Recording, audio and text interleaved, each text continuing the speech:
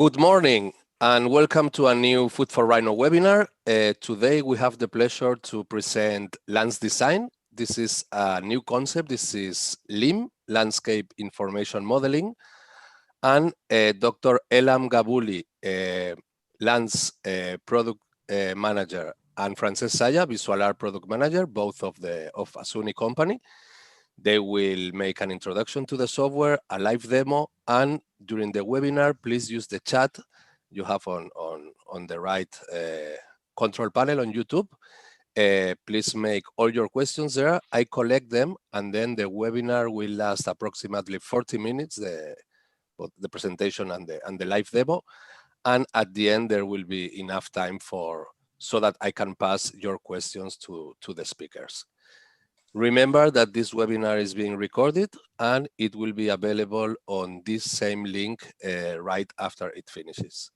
So welcome, Elham and Francesc. Thank you. And many thanks for being here. And I hope we will enjoy your presentation. Thank you. Hi, everyone. Let's start with a short presentation and an overview of Lands Design first. The Lands Design, as you know, or as you may hear, is a professional landscape software, a product of Asuni, the producer of Visual Art as well, and it has two versions, one for AutoCAD and another for Rhino. The BIM technology inside Lands Design lets us to produce 2D drawing, model your project in 3D. It automatically generates the quantity takeoff list of plants and other materials, and there are several tools for animation.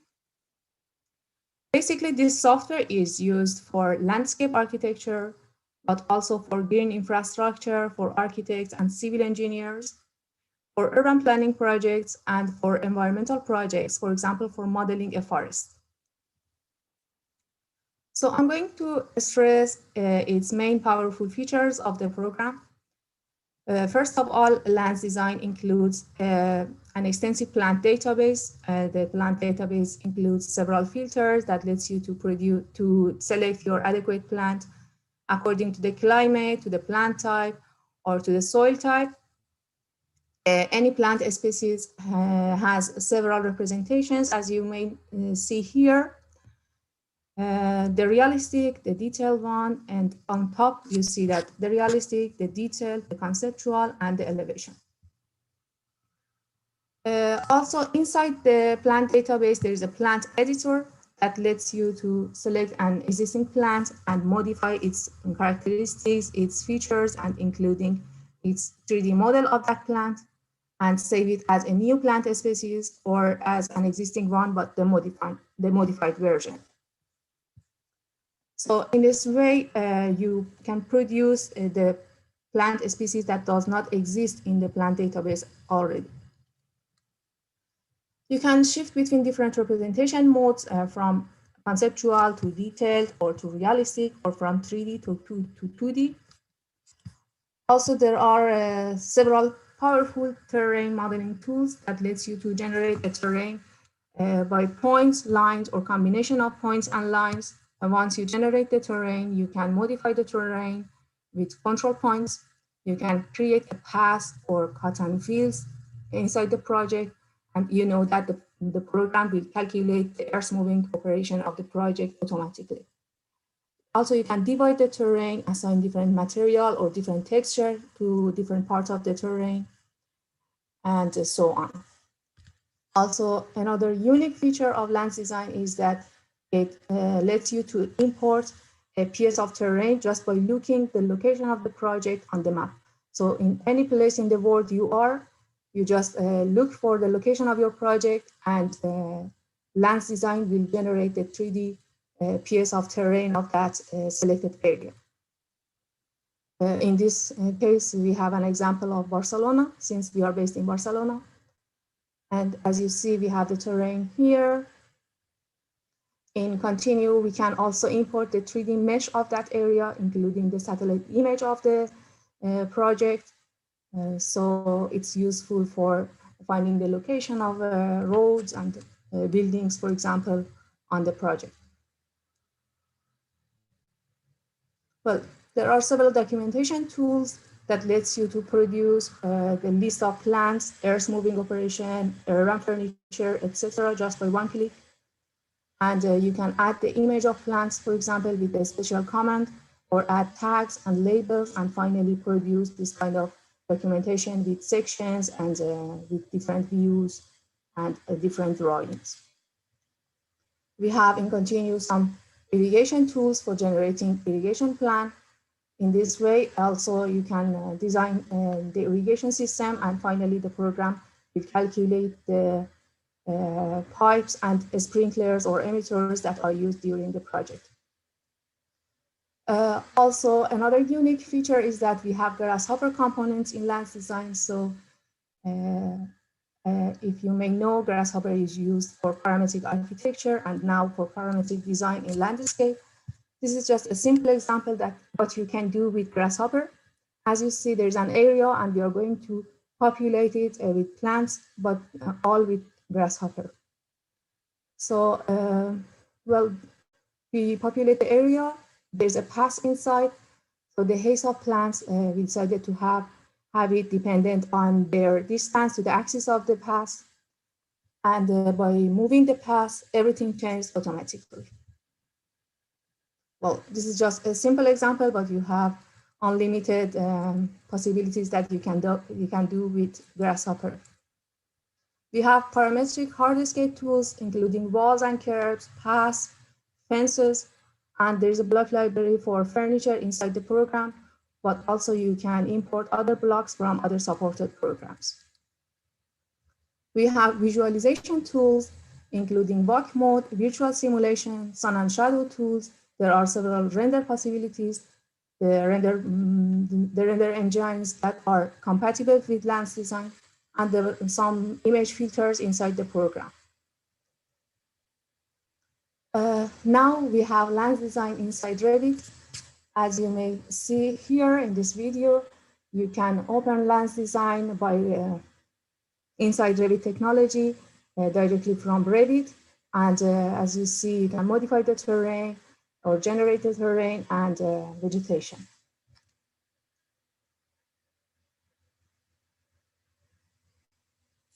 Well, the design process with land design is summarized in this short video. As you see, you can, for example, elevate the curves and generate the terrain based on these elevated curves, or import the terrain, as I said before. Once you generate the terrain, you can modify that. Then you can zonify the project in different zones. It gives you the area of any zone. You can also assign different material to different zones. In continue, you may insert vegetations individually in a row or in a forest mode. The vegetation may have natural variation if you wish.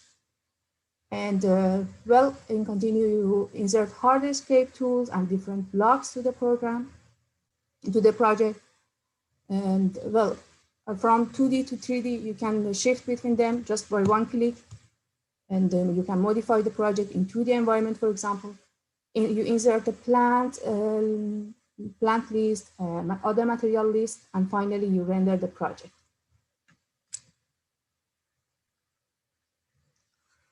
And well, this is the land design workflow that you may have. You can start 2D drawing in AutoCAD or in Rhino and continue modeling in land design. It includes BIM technology, so it produces also the documentations. In continue for visualization, you apply any render that is compatible with Rhino. In this case, you can have also virtual reality or print your project with a 3D printer. You can export the documentation to Excel or to PDF or print your drawing. You may have collaboration in any moment of the project with other supported programs, for example, with SketchUp, with Revit, or with 3D Max. And also a good feature is that you can import GIS data, DEM file, digital elevation model, or point clouds directly, import them to land design, and land design will generate you the terrain. So these are some projects that are done by different users. A project that land design is just used to complete an architectural project. So the stress of the project is basically on the architecture. a pure landscape design project that helps to visualize and model the project entirely. In this type of projects, you can also see that the documentation is produced with Lens design.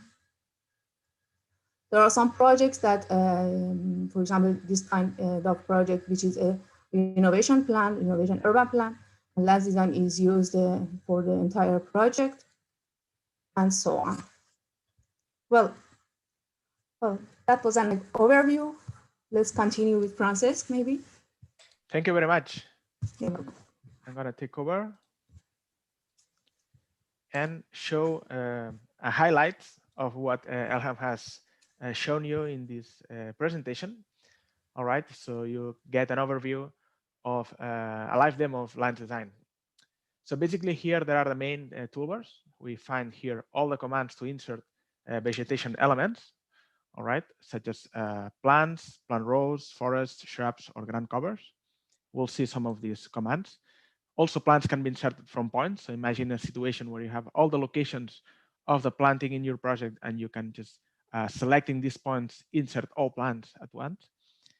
And here there are other commands to work with civil work objects, okay, such as walls, fences, stairs, paths, or rows of elements that we can find in a block library that we will explore in a moment. And here we can also find all the tools related to terrains. So we can generate terrains from points, from curves, or mixing curves and points.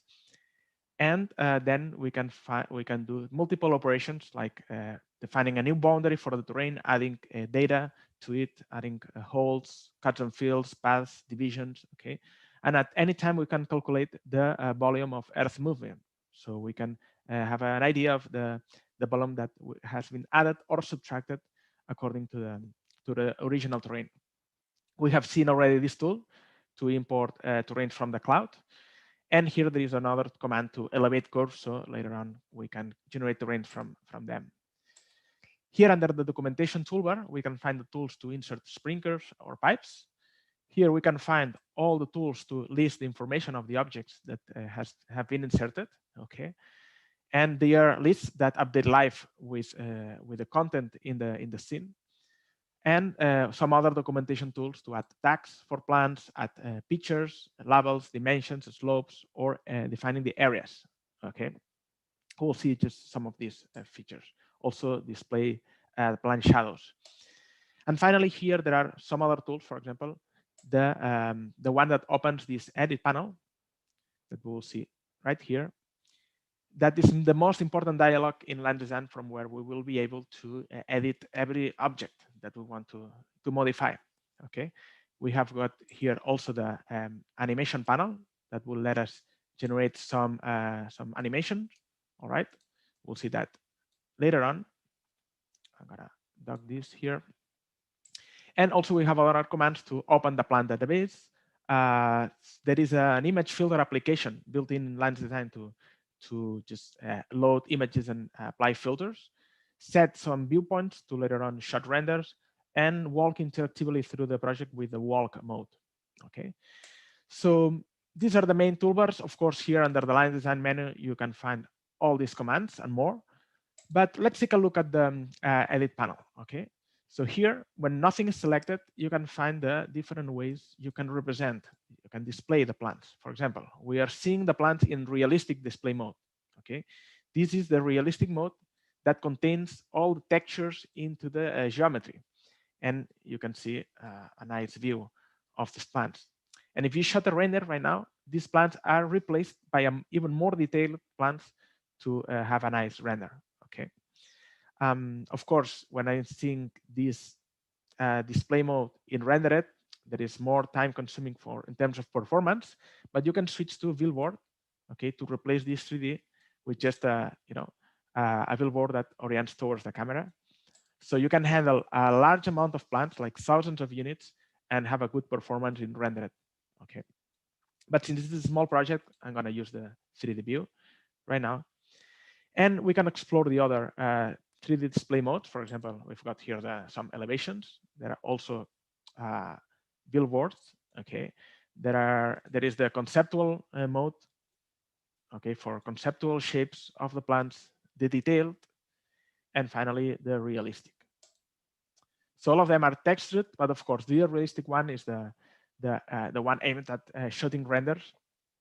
And also this this 3D block can handle different representation modes according to seasons. So we'll be able to play some kind of season change simulation.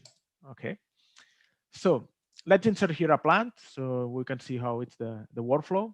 For example, I'm gonna delete this one and run the plant command.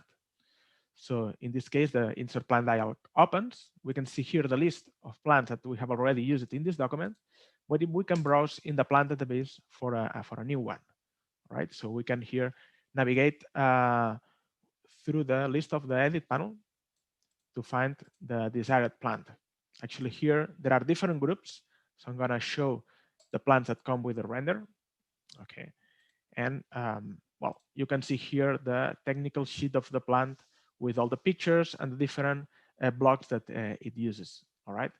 Also, you can search one specific species with all these characteristics and filters, or the climatic zones it can handle. Or basically, you can just type here the desired species, okay, and search for it.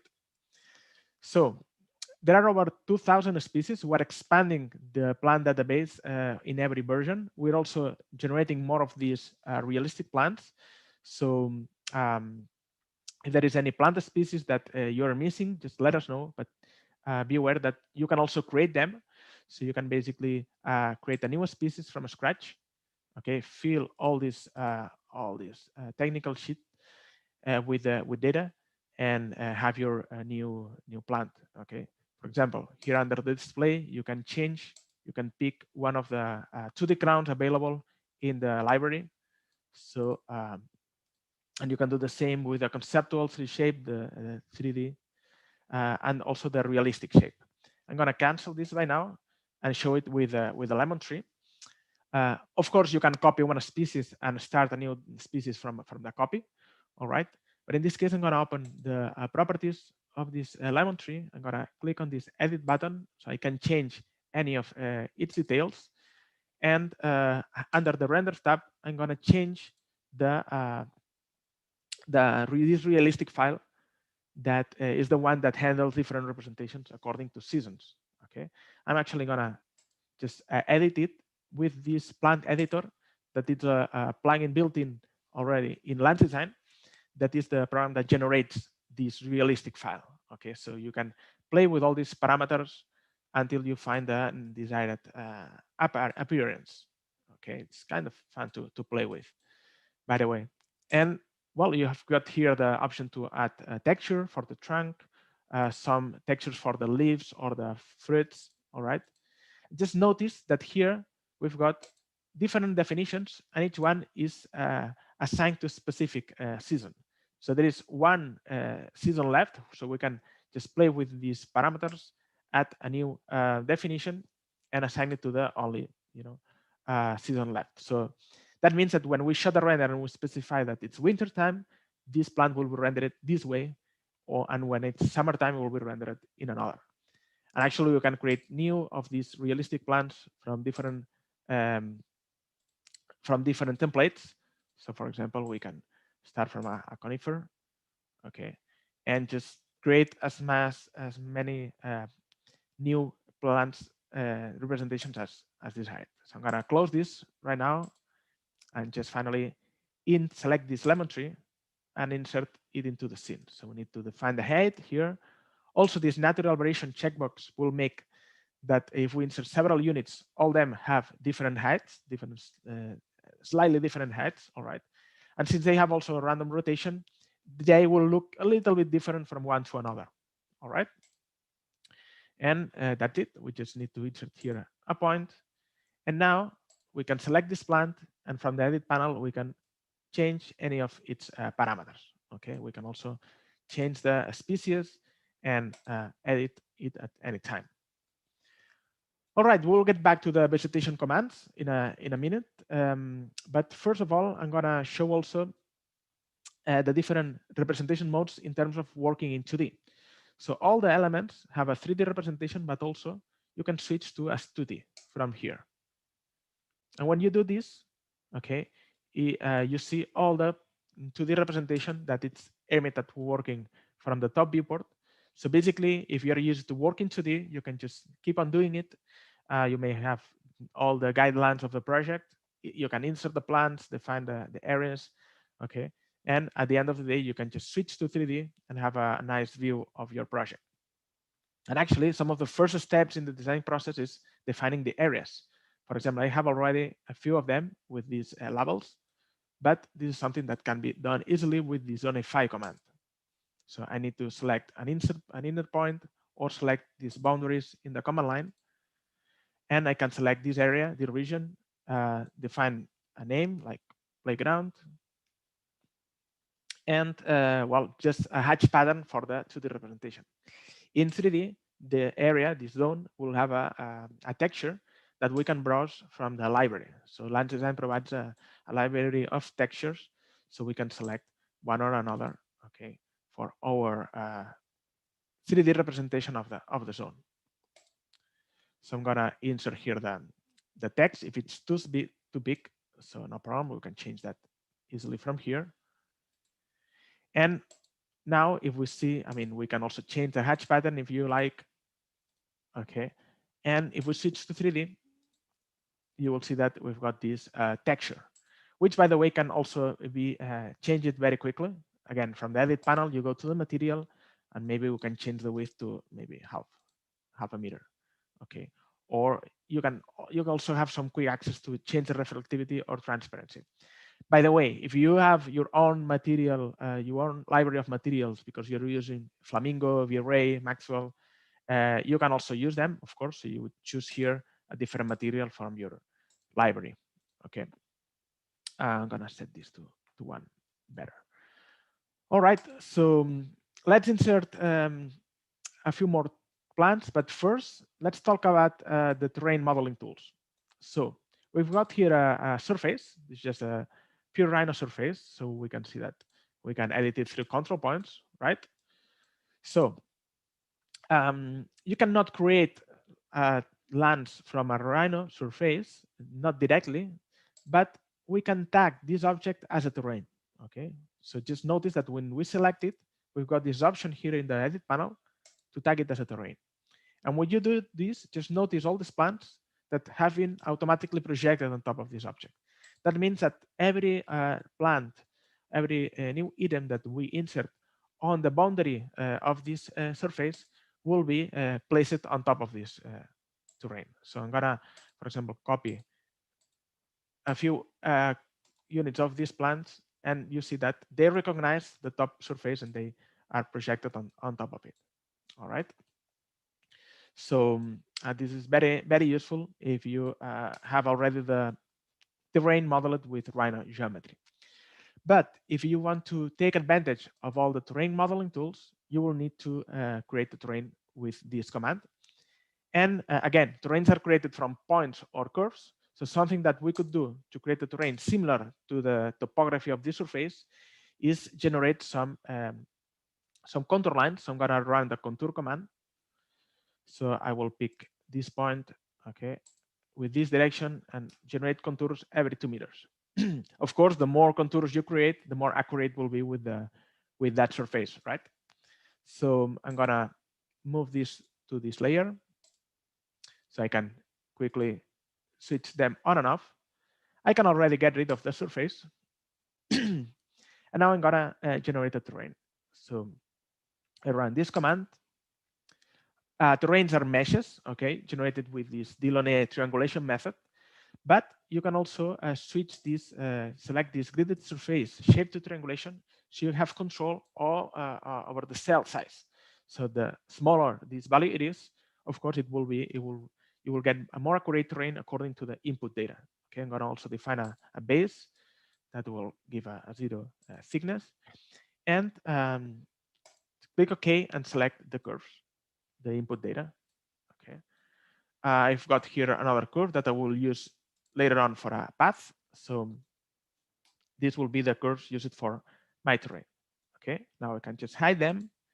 And I can select the terrain, activate the control points, okay, and well, they are turned off by default because they are over 100 points. But now, if we select the terrain, we go to the edit panel. Here, under the input data, you will see all the 17 curves, okay, that are used to generate this terrain. So we can select, I mean, we can activate the control points of all of them, or just select one of them, show control points. So now, when we select the control points of this terrain, we will see that, okay, and we will be able to, well, just modify the topography of this terrain. Okay. Great. So let's check some of these operations you can do on terrain. For example, we are going to add a path on it. We already have here a curve for this purpose. Actually, this curve is just place it in the 3D space. Okay, so basically, this operation will modify the terrain in order to fit with the position of that curve. All right. So I need to run this path command, add path command, select a terrain. Okay, basically, I need just to follow the instructions in the command line. So I'm going to say I want a 2 meters width, and now an angle along the axis. Okay, I'm going to say 45, for example. So I select a curve and hit enter. So now the terrain is going to change so it fits with this curve position, and also the control points of the curve has been absorbed by the terrain. That means that I can select the control point, and I could, for example, pull this control point up to change a little bit the position of this path on the terrain. All right. Okay. And by the way, let's take a look at also the 2D representation of terrains. So when we switch to 2D, we see all these contour lines, all these contours, and this can be edited from here, from contour lines tab. If we set, for example, the distance between contours of, let's say, 20 centimeters, because it's a small terrain, okay, we will be able to see all these contours. Also, this is a nice option to visualize certain contours with different attributes. So I'm gonna change this height, okay, and take a look at how this looks like right now. So we get a better feedback of the terrain contours. And if we switch to 3D, we can also display both 2D and 3D representation from this option over here. All right. Great. This is our terrain. So let's insert now more vegetation species. I'm going to insert a forest here, and I will do this from the top viewport. By the way, in the edit panel, just notice that we've got this button enabled. That means that when we insert plants, they will be automatically projected on top of the terrain. Otherwise, they will be placed on the zero elevation or where you snap. Okay, but of course later on we can project them. So when I run the forest command, I just need to select some species. For example, this one, define the information of this species, so the height. I will make sure I have this natural variation, so it will give more realistic feeling. And under the forest tab, I define the features of this forest. So I'm going to say I want a forest of 30 units, and the minimum distance among units are 2 meters. Okay, later on we'll check this option. So now I need to just draw the boundary. I'm going to use any of these options. I mean, I could pick a curve, but in this case, I'm going to just draw it. And just notice that the forest is auto-complete it. Okay, you don't need to find the end point of this boundary. You just right-click, and this closes automatically. By the way, I forgot to mention, now that I see the path in rendered mode, that you can also change the material of this path. Okay, so actually, when you create a path on a terrain, there is this subdivision generated here. So you can just select it and here assign a specific texture. So again, we can browse for the database of textures and assign a different one. Okay, or you can even create a zone. So for example, when we check this path in the input data, So basically you can select it and change any of its details, for example, the width or the cut and fill angle. You can select basically the subdivision that has been generated and create a zone. Okay, in a similar way as we created this playground area. So now when we select the subdivision again from here, we can modify the zone details. So we can, for example, change the well, the hatch pattern. Okay, I'm gonna say this to this scale. So now from the top viewport, I'm gonna switch to 2D representation. Okay, we'll get a different hatch pattern for all this path as well. Okay, and of course the 2D representation of the forest. So now we can select it. We can modify the control points, as you can see here. Excuse me. So we get the grid points of the polyline that we use it to generate it. Okay. There we go. So here we can modify the boundary of this forest. Let's check another possibilities for the forest. So, well, we have arranged this in a random distribution. Basically, from here you can just change this distribution as many times as you wish. Okay, but also we can check this array mode. So basically, we define the distance among the units, and maybe let's take a look at this in 3D, which is maybe it's a bit nicer. And also there is the option to combine a species in a forest. Actually, this also is available in rows, okay, in plant rows. So here you need to define 2 units or more in the forest, and from here you just select one group or another, and you edit here the species that you want to change. We can change the species, the height of them, okay, and you can also change the parameters of the global features of the forest. All right. Okay, let's take a look at now the ground cover command. So basically, this command we already have here a few ground covers that well distributes all this vegetation over an area, and well, if we run it, we will see that it uses a 2D representation different than the individual plants. So it uses a hatch pattern for the 2D display, and also the 3D realistic uses a different file format, okay, than the individual plants.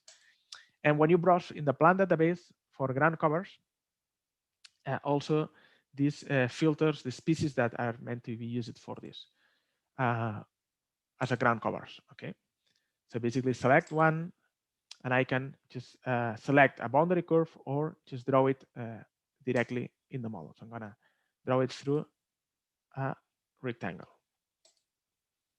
Okay, and as you can see, this already projects on top of the terrain. Even if you move it, it will detect the terrain and will snap on top of it.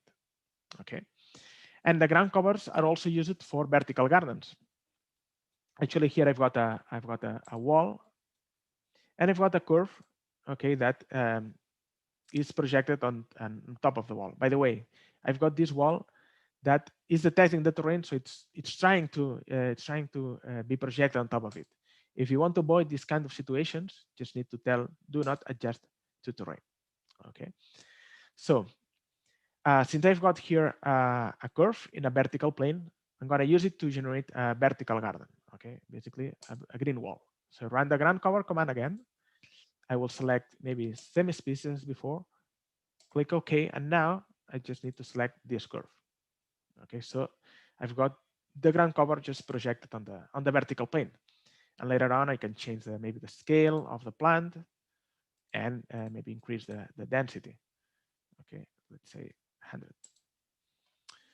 So you can see it's very easy, straightforward to modify the features of the object that we are being inserting. By the way, I also have here a ground cover, okay, and a forest, and I want to clear this area. So this is something that can be easily done. I'm going to work into the 1 second. And I will just draw a rectangle that will be the area that I want to clear. I mean, let me just disable.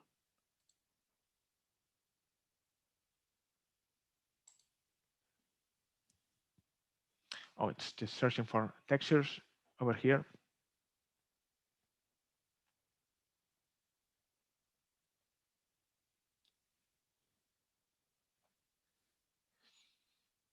Okay, just a second. Looks like it got stuck searching for these textures.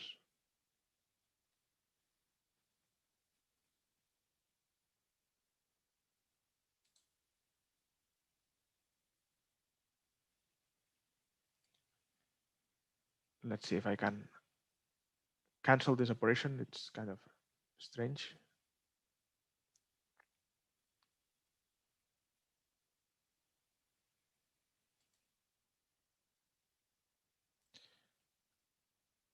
Or we'll just I would just select one of these options and see if this let me continue.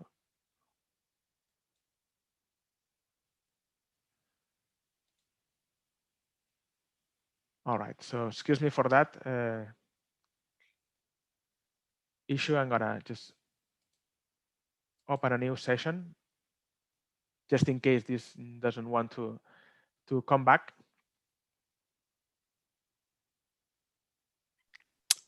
Don't worry, Francesc. This is It's a live demo, Carmen, right?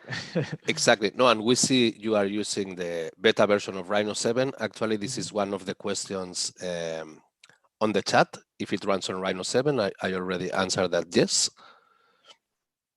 Okay. And well, it's going very well. We have people from many different parts of the world, from Italy, US, Bavaria, Dubai, Mexico, Chile, Barcelona, and many Wow. other places. Okay, so you can continue now. All right. So luckily, I got the same project similar to the one I was using.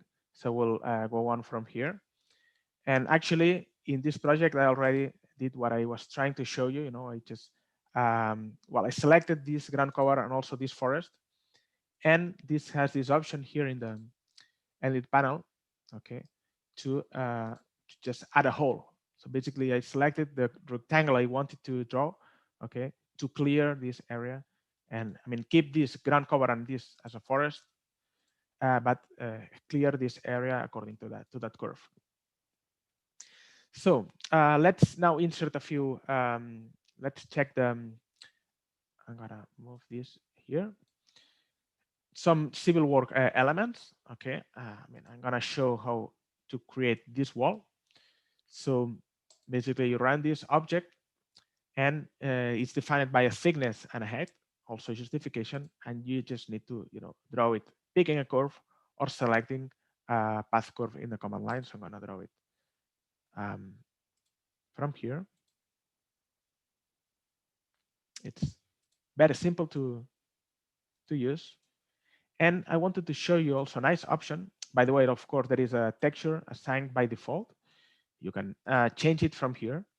But there is a nice option. For example, if you want to make this wall similar to another, you can use these copy properties from another object. So you select this, and it will match the height, the material, the alignment, okay, and the rest of details. Also, we can insert a row of elements. For example, let's check this out. And we will browse in the block library for the sample. And we'll see here, we can see here the different objects that are available. So there are fountains, there are games, okay, people, stones, urban furniture, water games. Also, there is some information of commercial products catalog. So you can find here real products in the market, okay, according to topics. And of course, some of them require you to register in order to download the 3D models. But let's check, for example, here the urban furniture. We're going to insert one of these street lamps. And I'm going to use this path curve as I used it before. Okay, so I mean, I don't care about these parameters because I can change them anytime, but I will make sure I've got them to a certain distance to the axis. Okay, so they are not placed exactly in the middle of the path. And instead of total number of units, I will set a separation of, let's say, 5 meters. So now I just need to select the curve. Let me see if I can select it. There we go. Okay, and now we've got here all the row of elements. Of course, I realize that now this is too much. So yeah, again, we can just change the separation to n meters. We can navigate over these parameters to make this perpendicular to the axis. If it's pointing the wrong direction, you can just invert, okay, and create a row of elements very quickly, a parametric row of elements. And of course, this has like the path curve to modify the control points of it, and it projects automatically to the terrain. Okay, so let's check now the documentation tools, since we have inserted here vegetations, terrains, plants, any different elements. So it's time to quantify that. So I'm gonna insert here the plant list. Okay, and we can insert also a list of the terrain movement, basically comparing the original terrain with the one we've got after adding the path. Okay, we've got here all the zones as well. So basically you can generate all these lists of elements that are connected with the 3D model. That means that, for example, in case of the plant species, we can see that we've got 14 units of this jacaranda. So if we change this to maybe a bigger value, you see that this value updates. Okay, and same would happen with the terrain if we modify the topography of the terrain, or with the zones and so on. Actually, here we can also edit how well the fields that are displayed here, and we can add like a sample icon to see the the legend, the right legend.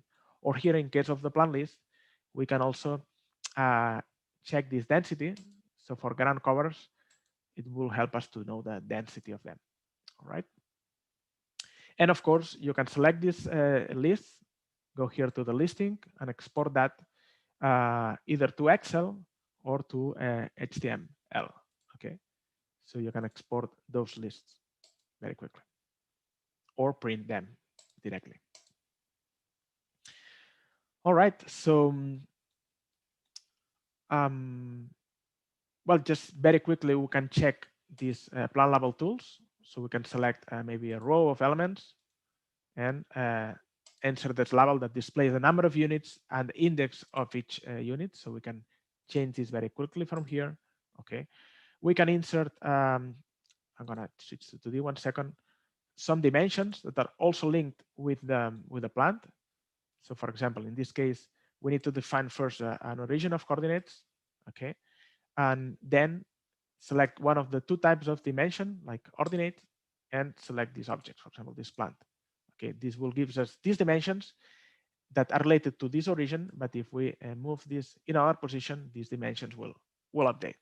Okay, actually, I'm gonna edit this raise to finite raise, so I'm gonna just leave it to 1 meter in any direction. All right, which I prefer. Okay, let's take a look at some of the animation tools. Before, just mention these plant shadows. Okay, it's a nice tool to give a more realistic feeling to the 2D drawings. Okay, these are shadows that you can control the direction and the height and the direction. All right, this is not related to the sun position at all, but of course you can just enable the sun in your document. Okay, if we switch to 3D and we enable the sun, we will also be able to see the shadows, the realistic shadows, and match the 2D shadows with them. Okay, but now I'm gonna just delete them, and let's take a look at the animation tools. So I was mentioning that you've got here the animation panel, can be opened from here. And well, you can just give a name to that animation. You define the frames per second or the total duration of it. All right, you select a path. Okay, so I'm gonna, I've got here a curve hidden in a layer. Okay, I'm gonna use this curve to define the camera path. So select it from here. And of course, you can define here more options for the camera. Also, you can define some, you can enable this season change during the animation or enable a plant growth. So the plants will start very small and will look like they look like now if they reach the final growth. And also you can enable the wind. So you can play with all these effects, but they will be only visible if you record well, animation with the render. Okay, could be rhinoceros or V-Ray or any other one that you've got in the scene. With the display, you won't be able to see all these effects. Okay, but here you define the folder where you want to save the animation, and finally, I mean, you can just play this a preview of this animation, how it will look like, so you get an idea if it fits your idea of what you want to record. It's very simple to use, and you can create animations very quickly. And finally, I want to show you the walk mode. Basically, this is a command that puts you on the ground. Okay, and with the mouse cursor, you can just navigate through your project. It automatically detects the terrain, so it will jump on it. And with the keyboard controls and the mouse controls, you can navigate over the project interactively. Okay, so, well, just to finish, I would like to show you another example of the integration of land design with Grasshopper. Okay, of course, this takes you the design process into a new level. You don't necessarily need to work with Grasshopper to use land design, as you have seen, but of course, if you know Grasshopper, it opens a new world of possibilities. So basically here you can find the components to reference plants, to reference land elements. And here you have the components to create and deconstruct elements. For example, you can create here a plant. All right, so you need to define one position, maybe somewhere here. And with the plant options, you will be able to define more details of this plant. So for example, we can go here to the species component, select one species, and connect it here to change this. Or maybe with a value that goes from 1 to 40, we can change the height of this plant. So imagine that you have a grid of points, a pattern of points. You can easily create plants using that grid of points, as you saw in the presentation with this forest distribution. But for example, let's imagine another situation. I'm going to show this definition that from given plants, you can also generate new designs. So I'm going to show you, for example, how to insert the plants in the pen mode. So I'm going to select this option, this species, make sure the natural variation is on, so you have different heights. And when I hover the mouse, I will start, painting plants. Now, I'm going to reference them, doing right click here, set multiple plants. And basically what this definition does is read the position of the plant, okay, read the height of the plant, and generate some pods at the bottom of the plant. So they are linked with their position or with their height. All right, so I can change the height of them, and this design updates. Of course, this is just an example, but you can also make some terrain analysis. You can connect the land design components with other add-ons in Grasshopper to do other stuff. As that example you have seen for running land design inside Revit, it's nothing but connecting the lands components with Revit components to recreate all the geometry in Revit. Okay. And well, I would like to conclude this presentation just showing you the land design website, some of the projects that are being created with land design. So let encourage you to explore them. Francesc, sorry to interrupt you. I thought you were also going to show lands in Revit via Rhino Insight. I could do a very quick demonstration. That would be great, because there are people asking for that. All right. So, well, I've got here Revit. Okay, I already activated this Rhino Insight plugin. So I can just launch Rhino from here. Okay, so I'm gonna open this file. Okay, I have already opened, but I don't care. That's not a problem. At least I will show how to export the range. I'm gonna continue. I will use millimeters.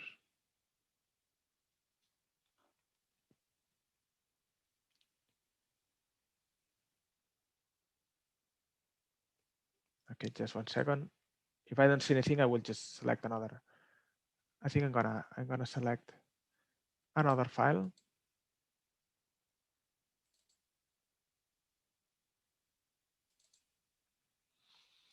All right, let's try with this one.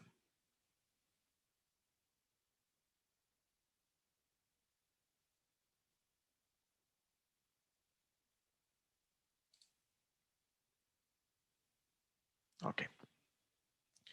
So as you can appreciate, there are different versions of the same demo model. So I'm gonna switch to 3D. Okay, and we've got here well, a terrain. We've got some plants, other elements. At least we'll see how to, for example, send this terrain from lands to Revit. Okay, so basically this is land design running inside Revit again. So we need to open Grasshopper. I'm gonna reference first of all this terrain. So there is a tool to reference single terrain or use this pipeline. So it will reference all terrains that we've got here. Okay, and terrains are basically meshes. So I need to deconstruct the resulting mesh in order to reconstruct the topography in Revit. So I'm gonna use the lands terrain explode. Okay, so I've got 3 division meshes. I'm gonna place this with focus to see the text. And well, I have 5 divisions. So I'm gonna just pick the first one in this list. Okay, so corresponds to the top terrain. And now this is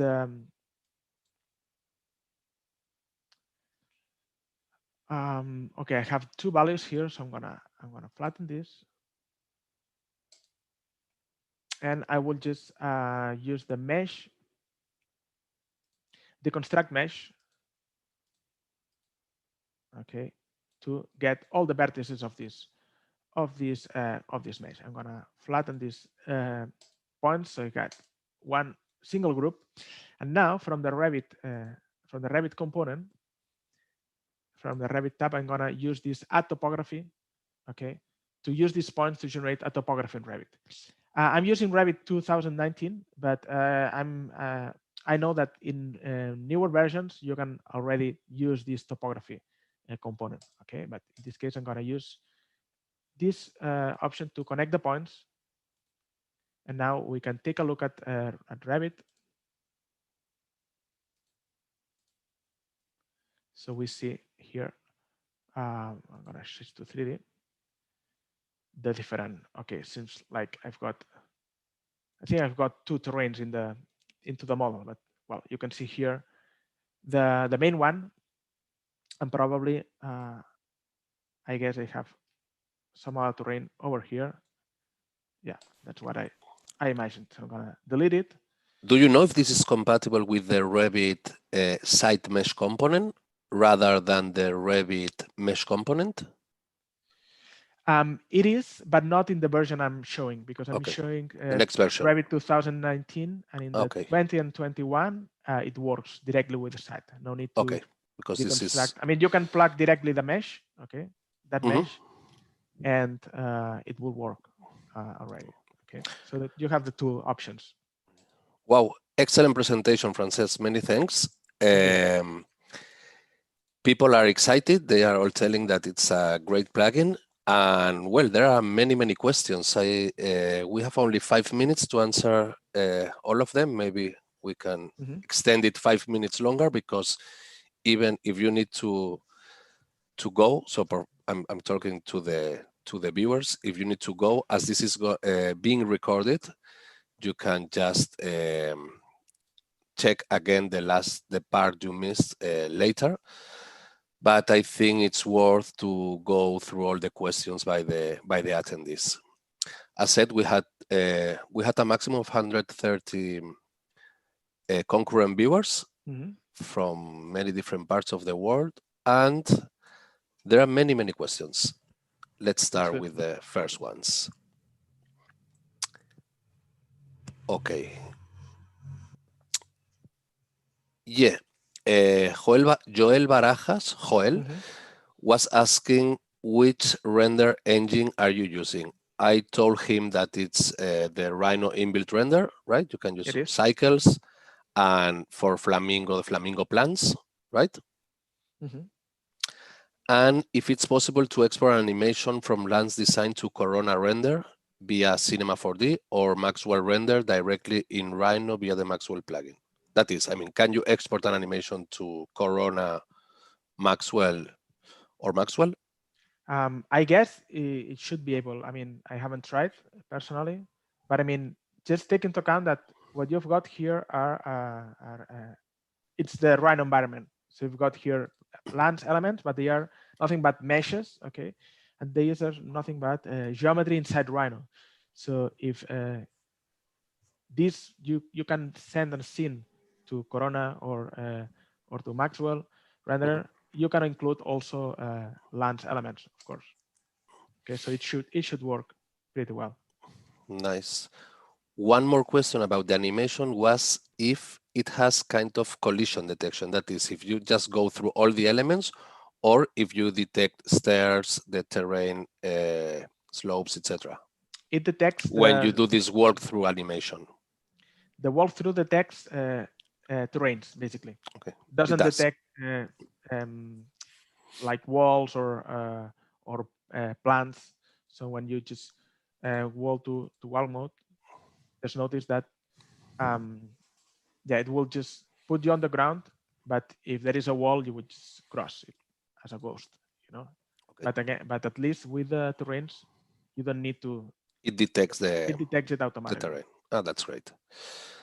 One more question, this time by Taima from Dubai.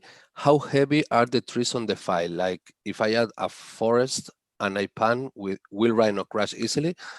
I answer that, of course, it depends on the size of the model, the level of detail, the graphic card. If it crashes, normally it's because of the graphic card. Well, it could be also a memory issue. And that there are different levels of representation. Yes, exactly. Because of that, right? Again, just take into account that you can use the billboards if you want to work it with the rendered display, and this will work way faster. But of course, you have the conceptual for better working. If you are using rendered, of course, the performance will be slower than any other display modes. Okay, so I mean, just for working, you have many other workarounds to work smoothly with large projects. Okay. Nice. Also, Damocles was mentioning that he's dealing with a site that it's at least 2.5 kilometers long. If the program will be able to still work with that amount of trees and plants, or if he should rather cut out sections and just work there. It's the same. It's the same answer. I mean, it depends on the amount of geometry, the amount of different plant species. Okay, the amount of detail you've got in the. You need always to try yourself. So we recommend you here to download the evaluation version and try yourself. And if there are any problems, contact Lance Design Tech Support. I'm sure they will help you. For sure. More questions?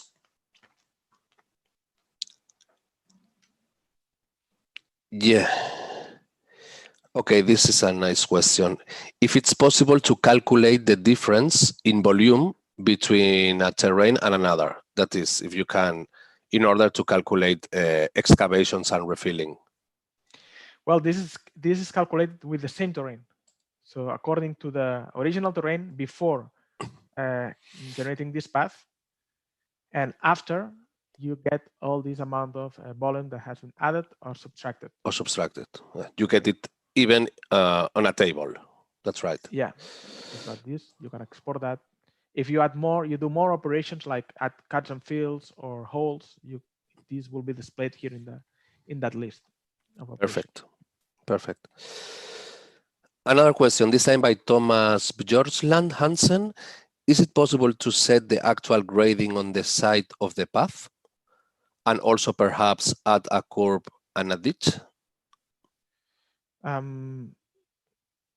means like a hatch pattern for the path that it's a grading hatch pattern. I'm not sure if it's talking about this or maybe more like a point attractor. I'm not sure now. But well, in any case, Thomas, if you can email Lens Design support with more details, they will answer you for sure. Well, I think I could understand what is he asking maybe. The grading on the side of the pass, actually you can do that by generating a profile for the pass. There are two pass commands. One is pass in terrain, which you already seen, and another pass, which in that case you can create or design a profile for creating the pass. So by that command, yes, of course, it is possible. Perfect, thanks, Elham. For me, there are some questions that, of course, I cannot understand perfectly because I'm not the developer of this plugin, but this is why it's great to have you here. What else? It will be available for Mac. I think that it's not in the midterm, right? Because you are using some libraries that are not Mac compatible. It's the same with Visual Arc. Yes. And then, okay, Nico Erotokritos, I guess from Greece, says, I saw interesting water covers at the beginning. How do you model this? Water covers. Yes. Maybe it's a decoration element or it's also functional. Okay, I mean, if you want to simulate a lake or some water in the scene, I mean, it's just a matter to use a Rhino surface or, you know, and give it a proper texture of a water. So okay. Nothing than that. So it's not that you have something physically simulated or functional for maybe for well the whole or these features of earth moving operation maybe can produce also, for example, the hole for creating a swimming pool or something like that. Yes. Okay. It would generate a hole, but of course, you want to simulate some water, you will need to use it a kind of surface and a textured surface for rendering it. Yes. Nice. And one more question by Nico. Do you have rocks? Is it possible to create scenes like cliff hills? There is a library of rocks, but they are small rocks. If you want to do something like cliffs, you may want to use the terrain tools or even, you know, Rhino meshes or geometry for complex shapes. It will be maybe better.